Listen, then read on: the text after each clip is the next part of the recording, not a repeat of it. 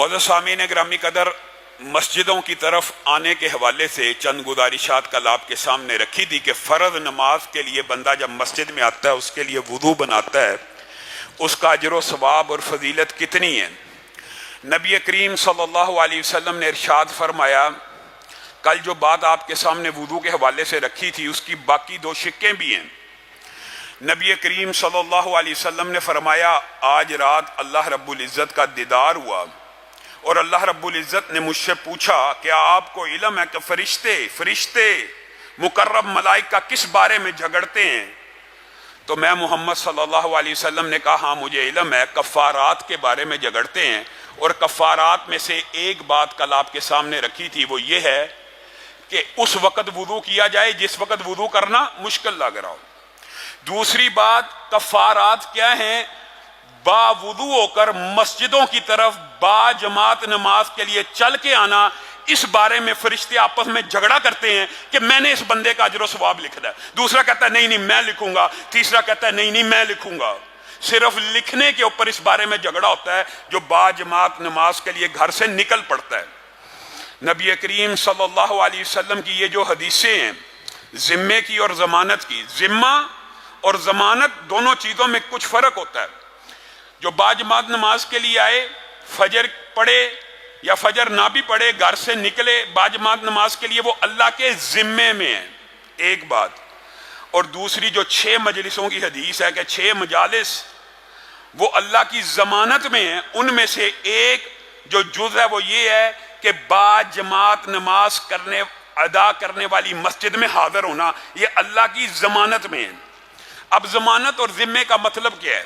نبی کریم صلی اللہ علیہ وسلم نے بھی بیان کر دیا، اور جو بات جس کے اندر ابہام کا کچھ اندیشہ تھا محدثین نے کھول کے بیان کر دیا۔ نبی کریم صلی اللہ علیہ وسلم خود ارشاد فرماتے ہیں، اس سے مراد یہ ہے عاش بخیر و مات بخیر، اگر زندہ رہے گا تو اللہ تعالیٰ خیر خیریت سے زندہ رکھے گا، اور اگر مر جائے گا خیر خیریت سے موت دے گا۔ بندے کے ذہن میں یہ سوال آ سکتا ہے کہ با جماعت نماز کے لیے بندہ آ رہا ہے، نبی کریم نے کہا عاشا بخیر و مات بخیر، اس کا مطلب ہے، اس عاشا بخیر کا کیا مطلب ہے؟ بخیر سے زندہ رہے گا، خیر سے مرے گا۔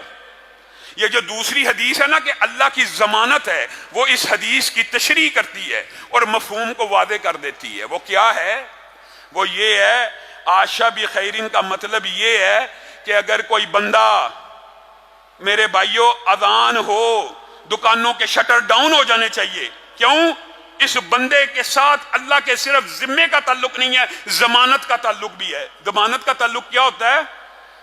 تیرے ذہن میں یہ وسوسہ اندیشہ ہے میں دکان آج چھوڑ جاؤں گا، اس ٹائم کے اوپر اذان ہوئی ہے، میں دکان چھوڑ کے چلا جاؤں گا، پیچھے سے گاہک آ جائے گا، یہ ضمانت ہے، وہ ذمہ ہے۔ اور ضمانت یہ ہے کہ اگر تو نماز پڑھنے کے لیے آ جائے گا، اللہ اس سے بہتر گاہک تجھے دے دے گا۔ اور یہ بات بھی میں اپنی طرف سے نہیں کہہ رہا، محدثین نے رسول اللہ صلی اللہ علیہ وسلم کے فرامین سے یہ استنباط کر لیا، اور خود رسول اللہ صلی اللہ علیہ وسلم سے بھی یہ بات ثابت ہے۔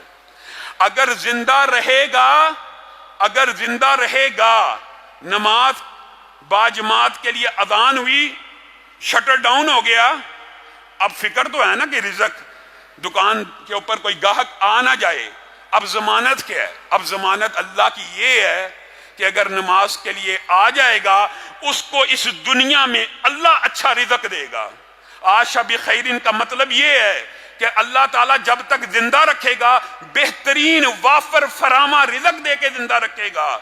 اور اگر موت دے گا تو خیریت کی موت کا مطلب صرف یہ نہیں ہے کہ پرسکون موت آ گئی، لا الہ الا اللہ والی موت تو آ گئی، یہ بھی اچھی ہے، یہ بھی اچھی بات ہے کہ پرسکون انسان تکلیفوں اور اذیتوں سے بچ کے موت کے منہ میں چلا جائے۔